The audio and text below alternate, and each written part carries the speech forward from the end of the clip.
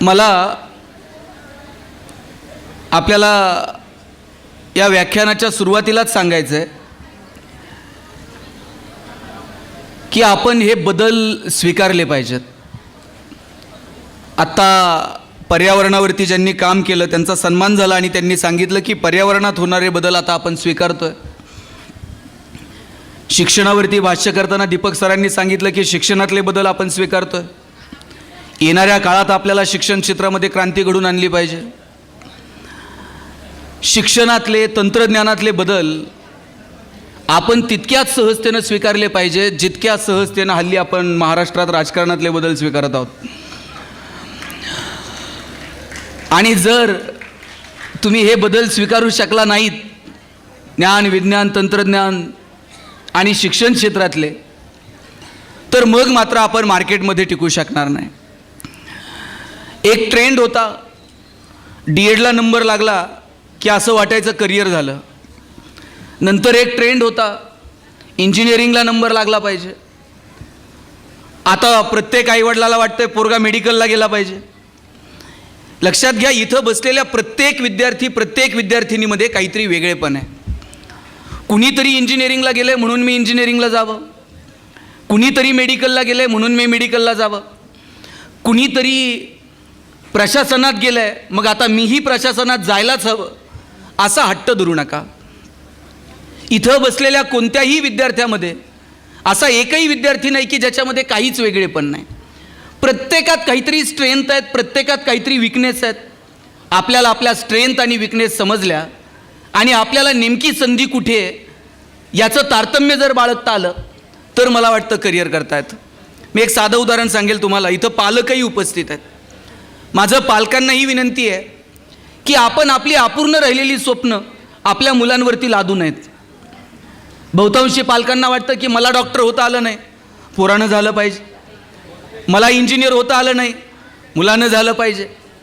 आपली स्वप्न आपल्या मुलांवरती लादू नका. एक लहान मुलगा एक कुत्र्याचं पिल्लू घेऊन एका सर्कसच्या मॅनेजरकडे गेला आणि त्याला म्हटला, तुझ्या सर्कसमध्ये वाघ सिंहांचे प्रयोग असतात. माझी एक रिक्वेस्ट आहे की उद्या त्या वाघ सिंहाच्या प्रयोगाच्या अगोदर एक छोटंसं पिल्लू आहे याचाही एक प्रयोग ठेव. त्या मॅनेजरनं विचारलं, सर्कसमध्ये लोक वाघ सिंह बघायला येतात, तुझं हे एवढंसं पिल्लू कोण बघणार आहे? तो म्हटला, हे पिल्लू काही विशेष आहे. म्हटला, काय विशेष आहे? त्यानं बॅगमधनं एक पियानो काढला, त्या पिल्लाच्या समोर ठेवला आणि ते पिल्लू छान पियानो वाजवायला लागलं. सर्कसचा मॅनेजर इतका खुश झाला, म्हटला, उद्या पहिला प्रयोग याचा असणार आहे. काय सुंदर पियानो वाजवतं हे पिल्लू. तेवढ्यात एक तिथे कुत्रा आलं, त्यानं त्या पिल्लाला असं दातात उचललं, जोरात त्या पियानोला लात मारली आणि रागात त्याला दातात उचलून घराच्या बाहेर निघून गेला. त्या सर्कसच्या मॅनेजरनं विचारलं, कोण आहे हे असं लात बीत मारून निघून गेलंय?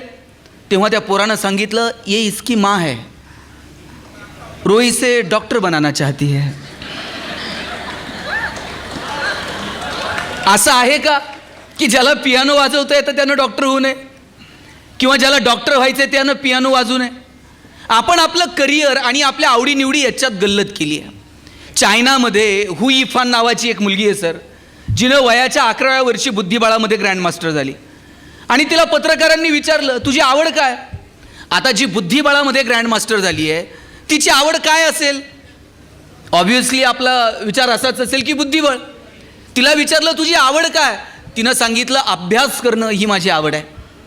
मग त्यांना वाटलं की अभ्याससुद्धा ही बुद्धिबळाचाच करत असेल. तिला विचारलं, तू अभ्यास नेमका कशाचा करते आहे? तिनं सांगितलं, मी परराष्ट्र धोरणाचा अभ्यास करते आहे. आपण आपल्या आवडीनिवडी आणि करिअर याच्यामध्ये गल्लत करतो.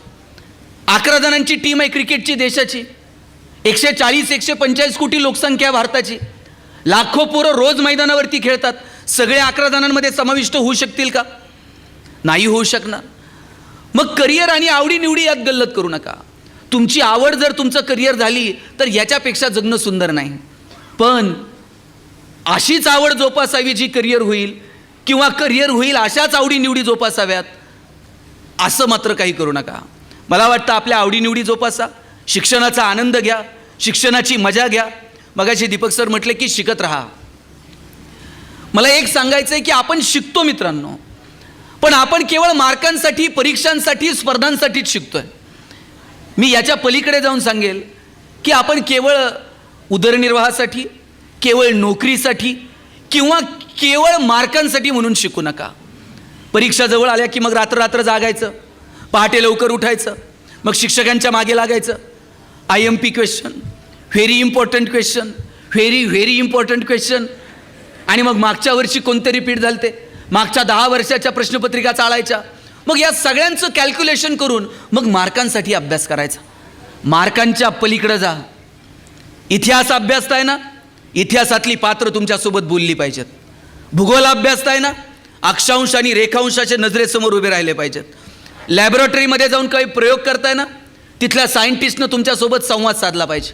मराठीतला एखादा धडा अभ्यासताय ना, त्या लेखकानं तुमच्यासोबत गप्पा मारल्या पाहिजेत. गणित सोडवताय ना, गणितातले आकडे असे नजरेसमोर खेळले पाहिजेत. इतकं एकरूप आम्ही आमच्या अभ्यासासोबत झालं पाहिजे. पण आमचं हल्ली सगळं मार्कांसाठी आहे. इतिहास मार्कांसाठी, भूगोल मार्कांसाठी. शिवाजीराजे 4 मार्काला, संभाजीराजे 5 मार्काला. तुकाराम महाराजांचा अभंग अवघड आहे म्हणले, ऑप्शनला टाकू. परवा 10वीतला एक पोरगा मला विचारत होता, सर या वर्षी मराठीच्या पेपरला ज्ञानदेव पडणार आहेत का तुकाराम पडणार आहेत? म्हटलं हे पडतील कसे ज्यांनी महाराष्ट्र उभा केला? सगळं कसं मार्कांसाठी असेल? आणि मार्कांच्या पाठीमागं आम्ही धावायला लागलो, याला फक्त मुलं कारणीभूत नाही आहेत, आम्ही पालकही तितकेच कारणीभूत आहोत. आम्ही पोरांना मार्क सोडून दुसरं विचारतच नाही. एक तर मार्क ठराविक वयापर्यंत, आणि नंतर इंजिनिअरिंगला वगैरे पोरं आली का मग कॅम्पस इंटरव्ह्यू, सिलेक्शन आणि पॅकेज. याच्या पलीकडं आम्ही पोरांशी बोलायला तयार नाही आहोत. पोरांच्या डोक्यात तर बिंबवून टाकलं आहे पालकांनी, बाबा तुला नोकरी लागली तरच लग्न होतं आहे, नाहीतर तुझं लग्नसुद्धा होत नसते. पोरं असली हुशार आहेत साहेब, लग्न जमेपर्यंतच नोकरी करते, लग्न झालं का सोडून देते ते. आज मुलीच्या आईवडिलाला नाही तेवढं मुलांच्या आईवडिलांना टेन्शन आहे. प्रत्येक गावामध्ये 30 ते 35 वयोगटातली 5-50 पोरं बिनलग्नाची आहेत. सोलापूरमध्ये परवा पोरांनी लग्न जमत नाही म्हणून कलेक्टर ऑफिसवर मोर्चा काढला. कलेक्टरला एवढंच काम आहे का? तुम्ही स्वतःला सिद्ध करा रे, झोकून द्या स्वतःला. तुमच्या ज्ञानाला दुसरा पर्याय नाही. कंपन्या तुमच्या दारात आल्या पाहिजे, ऑर्गनायझेशन तुमच्या दारात आली पाहिजे. तुमच्या ज्ञानाची समाजाला गरज वाटली पाहिजे. तुम्ही जर ही आयुष्यातली 5-10 वर्ष झोकून दिलं तर लात मारील तिथून पाणी काढल असं नेचर या वयामध्ये किमान असलं पाहिजे. आमच्याकडे एकाचं लग्न जमेना, त्याच्या मित्रानं त्याला सांगितलं, म्हणला पगार जरा वाढून सांगायचा मग लग्न जमतं. ते मुलीकडचे बघायला आले, यानं विचारलं, मुलीच्या वडिलांनी विचारलं पगार किती, यानं जरा अंदाज घेऊन सांगायचं. हे म्हणतंय 1.5 लाख. मुलीचे वडील म्हणले तुझ्याकडे बघून तर वाटत नाही 1.5 लाख असेल. हे म्हणतंय तसा फिक्स 1.5 लाख आहे, पण कटिंग करून 8,000 हातात देतो म्हटलं. तुम्ही किती दिवस स्वतःला फसवणार आहात? झोकून द्या स्वतःला, सिद्ध करा स्वतःला. तुमच्या ज्ञानाला दुसरा पर्याय नाही. सर्वसामान्य कुटुंबात जन्माला आलेल्या पोरांच्या समोर त्यांची आर्थिक आणि सामाजिक परिस्थिती जर बदलायची असेल तर मित्रांनो, शिक्षण सोडून दुसरा कोणता पर्याय आपल्यासमोर उपलब्ध आहे? केवळ आणि केवळ शिक्षण, केवळ आणि केवळ ज्ञान. डॉक्टर बाबासाहेब आंबेडकर मुंबई प्रांतातून निवडणुकीला उभे राहिले, यश मिळालं नाही. बंगाल प्रांतातून निवडणुकीला उभे राहिले, निवडून आले. पुढे बंगाल प्रांत हा पाकिस्तानला जोडला गेला फाळणीनंतर. आता जर डॉक्टर बाबासाहेब आंबेडकरांना घटना समितीचं सदस्य व्हायचं असेल तर पहिल्यांदा ते भारताच्या सभागृहाचे सभासद असले पाहिजेत. डॉक्टर बाबासाहेब आंबेडकरांच्या ज्ञानाची सभागृहाला गरज वाटली. बॅरिस्टर जयकरांनी मुंबई प्रांतातून राजीनामा दिला, बाबासाहेब आंबेडकरांना तिथून निवडून आणलं आणि मग डॉक्टर बाबासाहेब आंबेडकर घटना समितीचे सभासद झाले. केवळ आणि केवळ ज्ञान, ज्ञानाला दुसरा पर्याय नाही. तुम्ही सिद्ध करा स्वतःला. तुमची गरज वाटली पाहिजे समाजाला, तुमची गरज वाटली पाहिजे एखाद्या ऑर्गनायझेशनला, तुमची गरज वाटली पाहिजे एखाद्या उद्योग व्यवसायाला. आणि त्यासाठी आम्हाला ज्ञान आत्मसात करता येईल का? नॉस्कॉम कमिटीचा रिपोर्ट होता, in future 75% engineers will be permanently unemployed, 90% plain graduates will be permanently unemployed. का? कारण आम्ही मनापासून शिकत नाही आहोत, आम्ही नवीन तंत्रज्ञान स्वीकारत नाही आहोत. तुमच्या वयातली जगभरातली पोरं काय शिकतायत, नवनवीन कोणते कोर्सेस, नवनवीन कोणती टेक्नॉलॉजी आत्मसात करतायत, या संदर्भानं कोणतंही प्लॅनिंग नाही. मला वाटतं डोळे विस्पारून जगाकडे बघा. तुमची कॉम्पिटिशन नांदेडपुरती नाही, तुमची कॉम्पिटिशन महाराष्ट्रापुरती नाही, तुमची स्पर्धा ही फक्त भारतापुरती नाही. 93-95ला आम्ही खुलं आर्थिक धोरण स्वीकारलं, आम्ही गॅट करार स्वीकारला. भारत ही जगातली सगळ्यात मोठी बाजारपेठ आहे, हे सगळ्या जगाला कळलं आहे. चायनाला कळतं आहे. सकाळी उठल्यापासून रात्री झोपेपर्यंत भारतात लोकांना काय लागतं, आपण काय विकलं पाहिजे. पण दुर्दैवानं सर भारतातल्याच पोरांना अजून कळलेलं नाही की भारत ही जगातली बाजारपेठ आहे मोठी, आणि आपण आपलं खणखणीत नाणं बाजारात वाजून विकलं पाहिजे, आणि त्यासाठी अपेक्षित असणारी कौशल्य आम्ही आत्मसात केली पाहिजे, हे मात्र अजून आम्हाला समजलेलं नाही. का आम्ही उद्योग, व्यवसाय, व्यापाराचा विचार करायचा नाही. इंजिनिअरिंगची पोरं आहात तुम्ही, तुमच्या खांद्यावरती मशाली ठेवून हा भारत महासत्ता होण्याचं स्वप्न बघतोय. तुम्ही या राष्ट्राचे पिलर आहात, आणि मग आम्हाला असं का वाटू नये की आम्ही काहीतरी नवीन तंत्रज्ञान शोधू. आमच्यामध्ये मुळात संशोधनाची वृत्ती कमी होत चालली आहे, आणि त्याला कारण आहे प्रयोगशाळांमध्ये प्रयोग होतच नाहीत. तुम्ही शाळांमध्ये जाऊन बघा. आता तर 11वी-12वीला ट्रेंड आला आहे, प्रयोग करायचे नाही, कॉलेजला जायचं नाही, क्लास जॉईन करायचे, आणि मग फक्त त्या अमुक एखादी एक्झाम ती डोळ्यासमोर ठेवून फक्त आम्ही अभ्यास करायचा. मग ती एक्झाम आम्ही क्रॅक केली, अमुक कॉलेजला नंबर लागला, आमचं संपलं. 7वी-8वीची पोरं लॅबोरेटरीमध्ये जात नाहीत, प्रयोग करत नाहीत, गेली तरी आम्ही त्यांना प्रयोग करू देत नाहीत. प्रयोगाचे मार्क तोंड बघून दिले जातात. पोरगं काही करायला गेलं तर आम्हीच सांगतो चंचूपात्र फुटतं, ठेव, लिटमस पेपर तेवढाच आहे, संपेल. कसे सायंटिस्ट जन्माला येतील. मला वाटतं डोळे विस्पारून तुम्ही जगाकडे बघा. नवनवीन तंत्रज्ञान फक्त स्वीकारायचं नाही पोरांनो, नवीन तंत्रज्ञान आम्ही शोधलं पाहिजे, आणि त्या दृष्टीनं आम्ही प्रयत्न केला पाहिजे. तुमचाच एक इंजिनिअरिंगचा पोरगा मी परवा पेपरला वाचलं. त्या पोरानं काय हो, संशोधनात यायचं म्हणजे तुम्ही खूप मोठमोठे शोध लावले पाहिजे असं नाही. अब्दुल कलाम साहेबांनी मिसाईलच्या निर्मितीमध्ये योगदान दिलं, आणि तेच अब्दुल कलाम साहेब जेव्हा त्यांना जाणीव झाली की आपण अँजिओप्लास्टी करतो, ज्या स्टेन वापरतात ती महागडी आहे, गोरगरीब भारतीयांना परवडत नाही, त्यांनी सगळ्या गोष्टी बाजूला ठेवून मोठा वेळ स्वस्तामध्ये ती स्टेन निर्माण करता येईल का याच्यासाठी दिला. तुम्ही फार मोठे बदल केले पाहिजेत असं नाही, छोट्या छोट्या बदलांपासून आपण काहीतरी गोष्टी स्वीकारायला हव्यात. मी परवा एक इंजिनिअरिंगच्या पोराचं पाहिलं, त्यानं त्या बैलगाडीमध्ये ऊस कारखान्यांना, साखर कारखान्यांना ऊस वाहून नेला जातो, आणि जेव्हा तो ऊस वाहून नेला जातो त्या बैलगाडीमध्ये एवढं ओझं भरलेलं असतं, आणि ते सगळं ओझं बैलांच्या खांद्यावरती असतं. त्या बैलांच्या खांद्यावरचं ओझं थोडंसं कमी व्हावं म्हणून जो पुढचा जू आहे त्या जूला त्याने एक व्हील लावलं आहे, आणि 50% बैलांच्या खांद्यावरचा भार कमी झाला. हे काय कमी तंत्रज्ञान आहे का. मला वाटतं हे सामाजिक भान आम्ही या लेकरांमध्ये निर्माण केलं पाहिजे. जेव्हा आम्हाला वाटेल की आमचं ज्ञान हे समाजाभिमुख असलं पाहिजे. महात्मा फुले म्हणायचे शिक्षक हा ज्ञानाभिमुख असला पाहिजे, विद्यार्थी हा ज्ञानाभिमुख असला पाहिजे, शिक्षक हा विद्यार्थीभिमुख असला पाहिजे, आणि विद्यार्थी ज्ञानाभिमुख असला पाहिजे, पण या सगळ्यांचं ज्ञान हे समाजाभिमुख असलं पाहिजे. तुमच्यापैकी अनेक इंजिनियर जन्माला येतील. उद्या तुमच्यापैकी कुणीतरी सिव्हिल इंजिनियर होईल, त्याला कळल नांदेडमध्ये किती रुपयानं प्लॉट घ्यायचा, किती TDR, किती FSI, किती रुपयानं बांधकाम करायचं, हे सगळं कळतंय हो तुम्हाला. पण तुमच्यापैकी एका तरी सिव्हिल इंजिनियरला असं वाटलं पाहिजे पालिकेच्या रस्त्याचं काम सुरू असताना 2 मिनिट मी रस्त्यावर थांबल, पालिकेच्या इंजिनियरला विचारल जरा इस्टिमेट दाखव, मला पण थोडंफार रस्त्यातलं कळतं. हे सामाजिक भान पोरांनो आम्हाला आमच्यामध्ये निर्माण करता आलं पाहिजे. तुमच्यापैकी उद्या कोणी डॉक्टर होईल, त्याला कळल नांदेडमध्ये कुठं हॉस्पिटल टाकायचं, कोणत्या बँकेचं कर्ज काढायचं. गरज नसताना मग ते कर्जाचा हप्ता जवळ आला का गरज नसताना पेशंट ॲडमिट करताय, गरज नसताना सलाईन लावताय, नॉर्मल डिलिव्हरी असेल तर सिझरिंग करायला लावताय, मेडिकल मेहुण्यालाच द्यावं लागतं. ते अलिखित नियम आहे. आता याच्या पलीकडे जाऊन आम्हाला वाटलं पाहिजे की मी कधीतरी प्राथमिक आरोग्य केंद्राला भेट देईल, कधीतरी तिथल्या डॉक्टरसोबत बोलेल. हे सामाजिक भान पोरांनो जोपर्यंत तुमच्यात येत नाही तोपर्यंत या शिक्षणाचा उपयोग नाही. तुमच्या खांद्यावरती मशाली ठेवून या देशाला महासत्ता करायचं. हिरोशिमा आणि नागासाकी उद्ध्वस्त झालं, लिंबू टिंबू पोरांच्या जोरावरती परत जपान ताटमानेनं उभं राहिलं. काय होतं 84-85 पर्यंत दुबईमध्ये फक्त तेलाचे पैसे होते, proper utilisation of the resources. पोरांनो आज जगातला सगळ्यात बिझिएस्ट एअरपोर्ट दुबई, जगातला सगळ्यात प्रॉफिएस्ट मॉल दुबई, आत्ताचा काल परवाचा बिझनेस एक्सपो झाला तो पण दुबईत. दुबईला कळलं की पर्यटनाच्या क्षेत्रामध्ये, तंत्रज्ञानाच्या क्षेत्रामध्ये आम्ही जगाला आमच्याकडे आकर्षित करू शकतो. इस्रायलसारखा छोटासा देश आहे, पण कृषी क्षेत्रामध्ये कमालीची क्रांती केली आणि जगाला हेवा वाटेल असं तंत्रज्ञान निर्माण केलं. मग आम्ही का स्वतःला झुकून द्यायचं नाही? काल परवा मी जेजुरीला गेलो होतो. 2-4 पोरं जेजुरी गडाचे फोटो काढत होते. मी त्यातल्या एका पोराला विचारलं, अरे काय करतो फोटो काढून? तो म्हणला, दादा किती दिवस बॅनर लावायचे, चलो दुबई चलो सिंगापूर. म्हटलं मग? म्हटला मी दुबईत बॅनर लावणार आहे, चलो जेजुरी.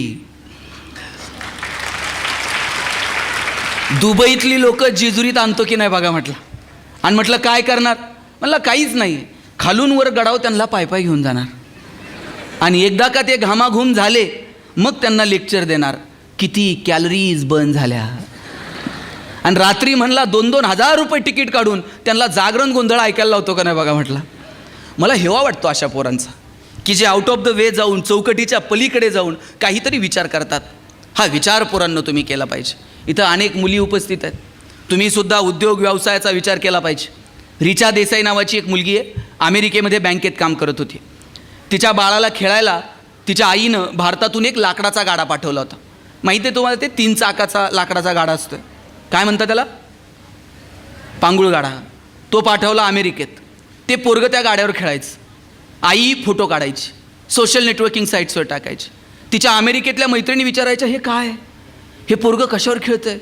ही सांगायची, हे खूप भारी यंत्र आहे, याच्यावर लहान मुलं चालायला शिकतात. अमेरिकेतल्या मैत्रिणी म्हणायच्या, हे यंत्र आम्हाला मिळेल का? ती म्हणायची, मिळेल पण लगेच नाही, 6 महिने अगोदर भारतात ऑर्डर द्यावी लागते.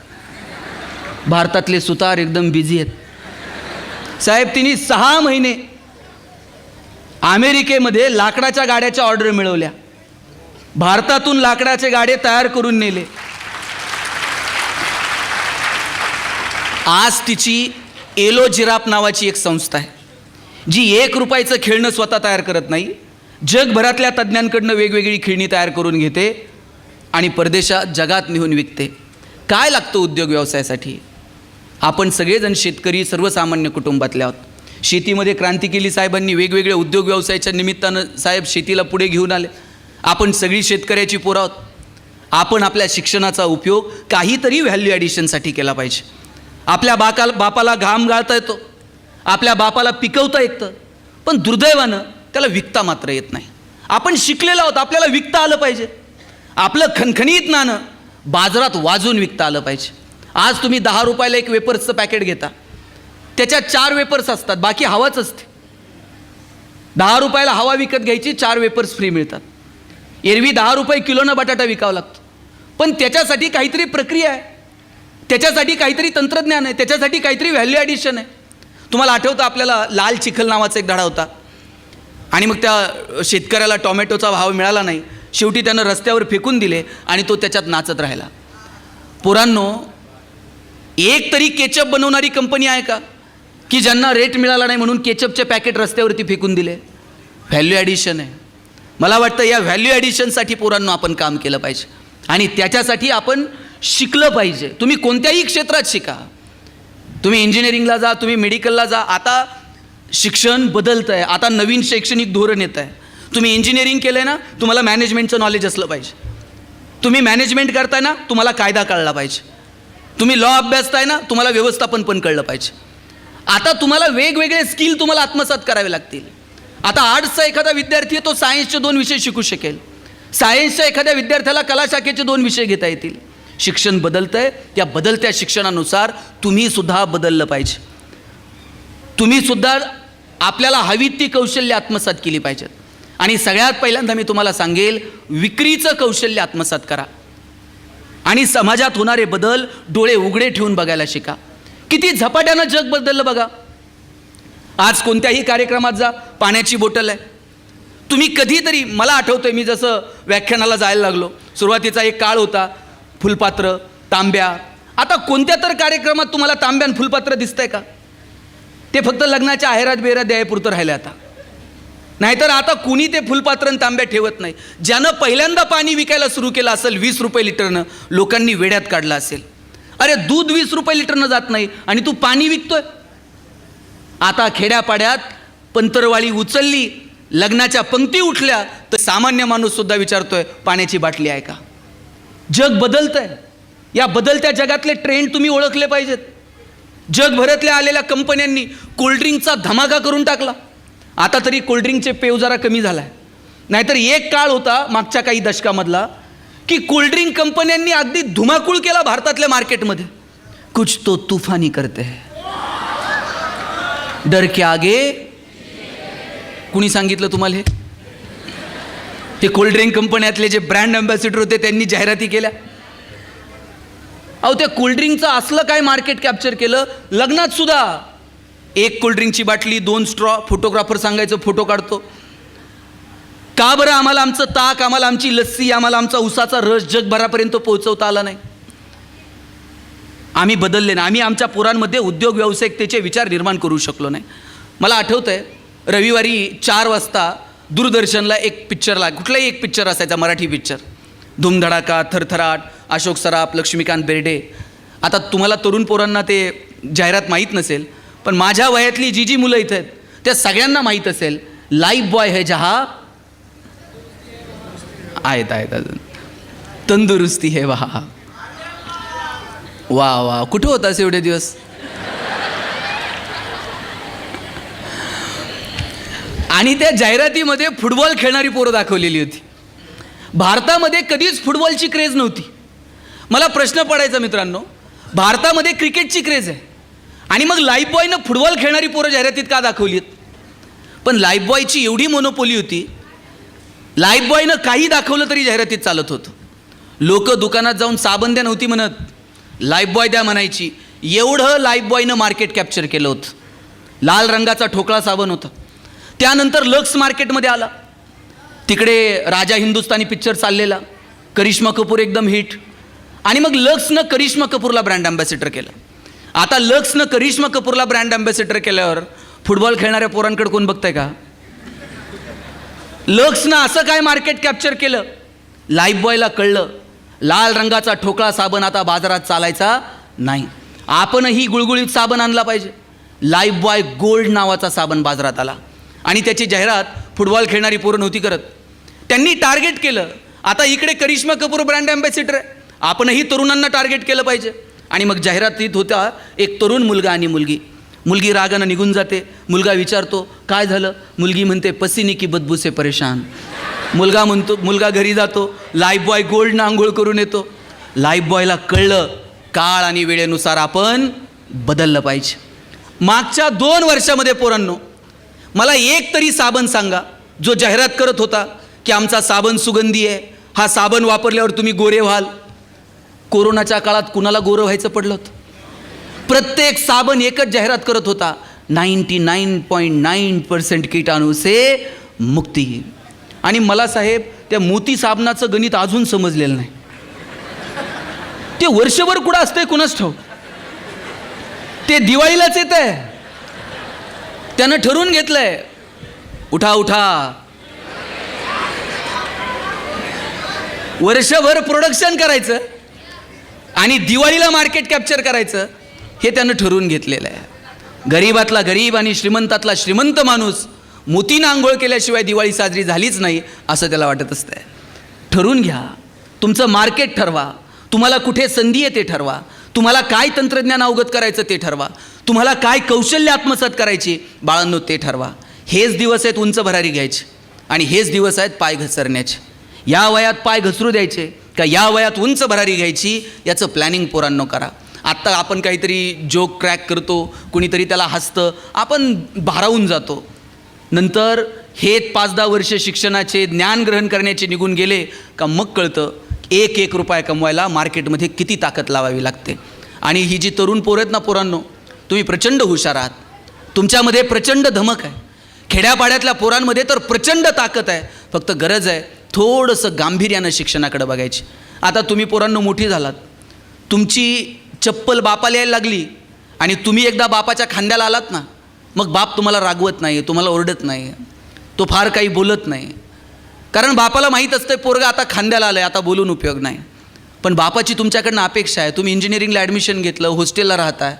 बापाला वाटत असतं की पोरगा आत्ता इंजिनिअरिंग पास आऊट होईल, आत्ता कुठेतरी नोकरीला लागेल, माझा भार थोडासा हलका होईल. छोट्या छोट्या अपेक्षा आहेत वडिलांच्या तुमच्याकडनं. त्यांना अपेक्षा नाही की तुम्ही कोट्यवधी रुपये कमवावेत आणि माझ्यासमोर आणून ठेवावेत. वडिलांची अपेक्षा आहे पोरांनी त्यांच्या पायावर उभं राहावं, त्यांचं जगणं समृद्ध करावं. बापाची अपेक्षा असते पोरांना आपलं नाव पुसावं. कोणत्या अर्थानं पुसावं? आत्तापर्यंत तुमची ओळख काय? अमुक अमुक यांचा मुलगा. वडिलांची अपेक्षा आहे एक दिवस असा आला पाहिजे, अमुक अमुक साहेब आहेत ना, त्यांचे वडील आहेत बरं का, हे इथपर्यंत ओळख आली पाहिजे. कलेक्टर साहेब कार्यक्रमाला येणार होते, आम्ही सगळेजण वाट बघत होतो. कलेक्टर झालात, जिल्हा तुमच्या हातात येऊन जातो.